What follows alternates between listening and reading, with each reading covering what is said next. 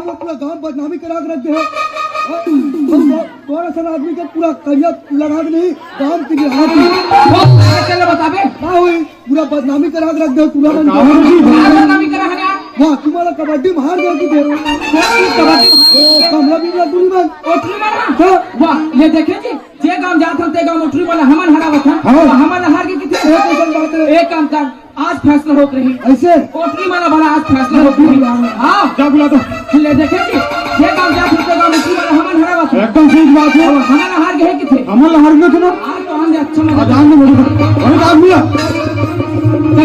कौन हारे यार कौन हारे तुमन हारे जाने अच्छा तुमन हारे हो आज तुमन हारे हम हो जाएगा फैसला वो कैसे जी हो जाए अरे चाचा तुमन हारे हो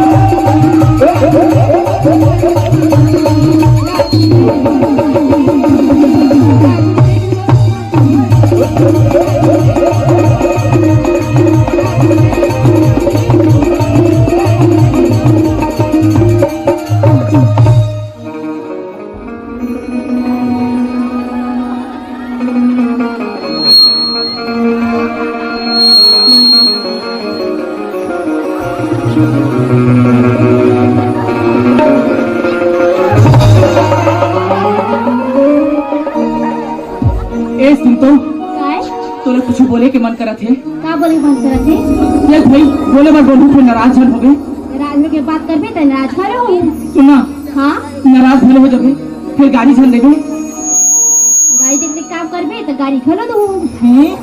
एक मिनट कैसे समझाओ दो।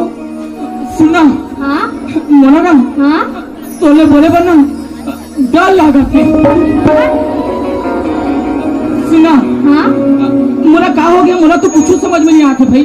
घर में तो दाई किथे कैसे गुम खा बैठे तस कह के अब बाबू सन खेचा थो तो बाबू किथे तोर काम बुता में ध्यान नहीं कह के मोला तो समझ नहीं आते भाई। मोला हो का आगे है मैं बता हाँ तोला ना इमली पेट के पड़े थी हथारे। सुना हाँ ऐसा बात नहीं है। तो कैसन बात है? अब कैसे कहो यार, अब बोला तो तबो नहीं बना थे और नहीं बोला तो तबो नहीं बना थे। देखा ले तो ना अब कुछ हो जाए पुलिस के रहूं। सुना हाँ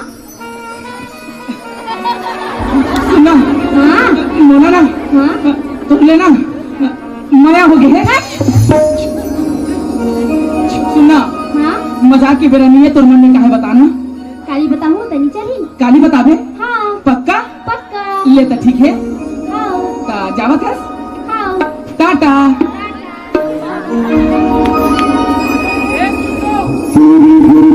बोली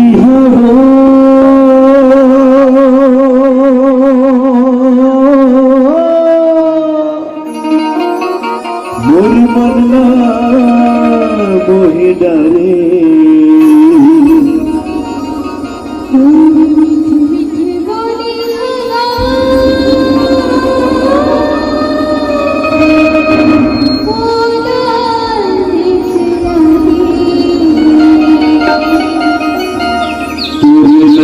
गठरी हूँ